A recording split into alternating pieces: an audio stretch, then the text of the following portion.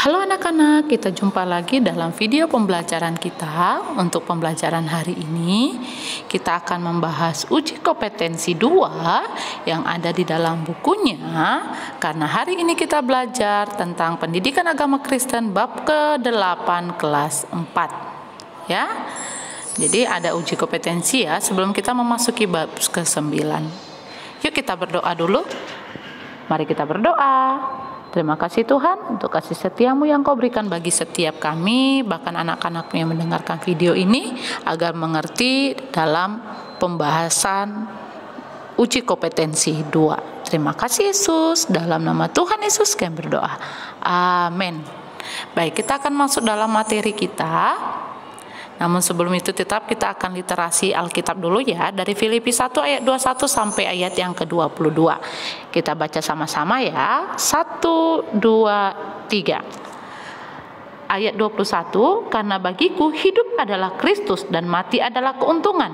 Ayat 22, tetapi jika aku harus hidup di dunia ini, itu berarti bagiku bekerja memberi buah. Jadi, mana yang harus kupilih? Aku tidak tahu. Oke. Baik, kita akan masuk dalam halaman 71, uji kompetensi 2. Ada beberapa pertanyaan yang anak-anak nanti di bukunya dilingkari ya, walaupun Miss di Zoom buatnya adalah bukan circle, Miss silang, tapi anak-anak circle ya di bukunya ya. Nomor 1, peristiwa rantai kehidupan manusia di dunia dimulai dengan ya kelahiran. Ya, jadi semuanya itu dari lahir dulu. Yang nomor 2, yang menenun seorang janin dalam kandungan ibu itu adalah tangan Tuhan. Nomor 3, Allah memulai kehidupan baru di dalam rahim ibu dan telah merancang semua kebahagiaan. Jadi memang peristiwa kehidupan manusia itu dimulai dari kelahiran, pertumbuhan dan kematian ya. Lalu hanya Tuhanlah, tangan Tuhanlah yang mengizinkan kita bisa ada di rahim ibu kita sampai sampai kita lahir melihat dunia ya. Dan kehidupan baru itu dirancangkan semuanya untuk kebahagiaan. Selanjutnya nomor 4, kelahiranmu di tengah-tengah keluargamu membawa suasana kebahagiaan pastinya ya, karena identik kelahiran itu dengan kebahagiaan. Sejak Simpson lahir, Allah melarang memotong rambut Simpson karena Simpson adalah anak nazar.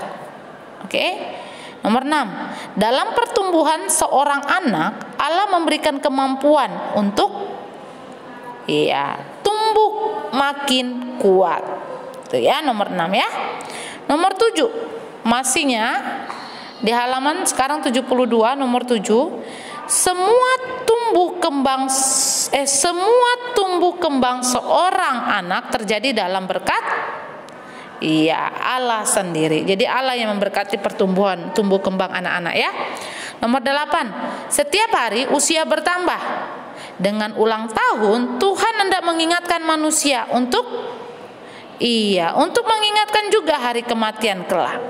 Jadi tetap mengingat, kalaupun misalnya ini kita lahir, kita juga harus ingat bagaimana ketika kita mati nanti ya, apa yang harus kita lakukan. Sudah persiapan bagaimana kita? Sudahkah kita menyenangkan hati Tuhan?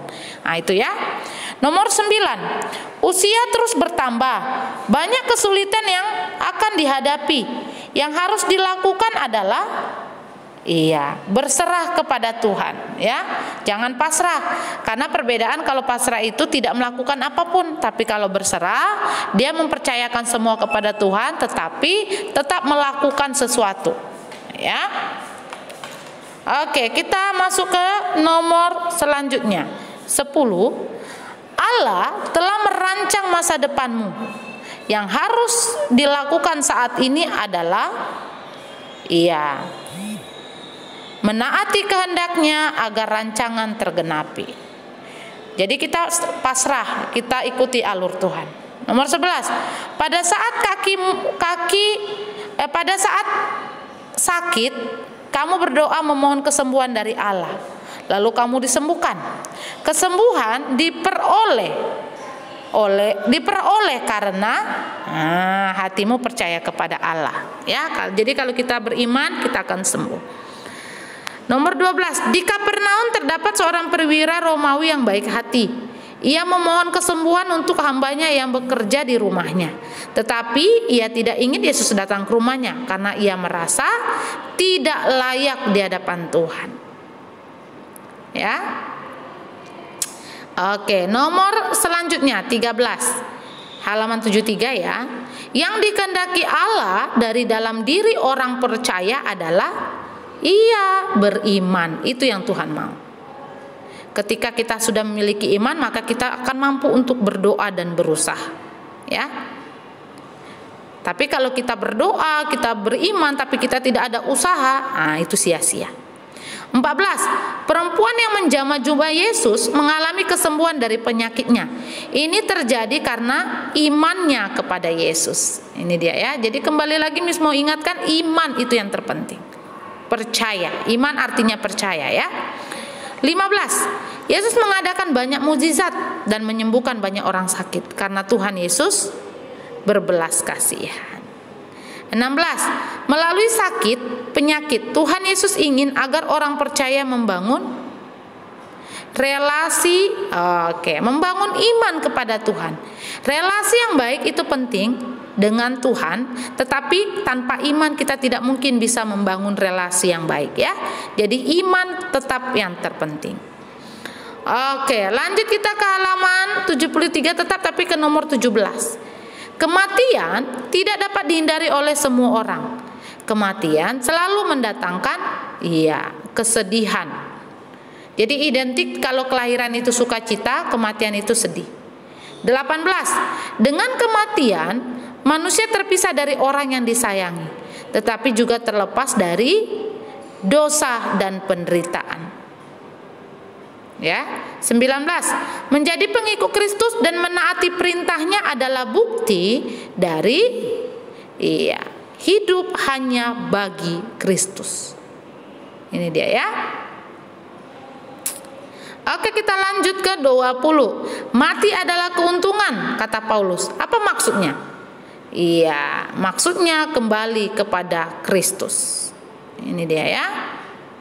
Oke, 20 soal sudah kita bahas. Kita masuk ke bagian selanjutnya, yaitu menjawab pertanyaan dengan singkat dan jelas.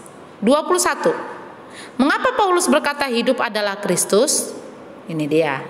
Karena artinya hidup menjadi pengikut Kristus, menaati perintah Kristus. Itu, ya. 22.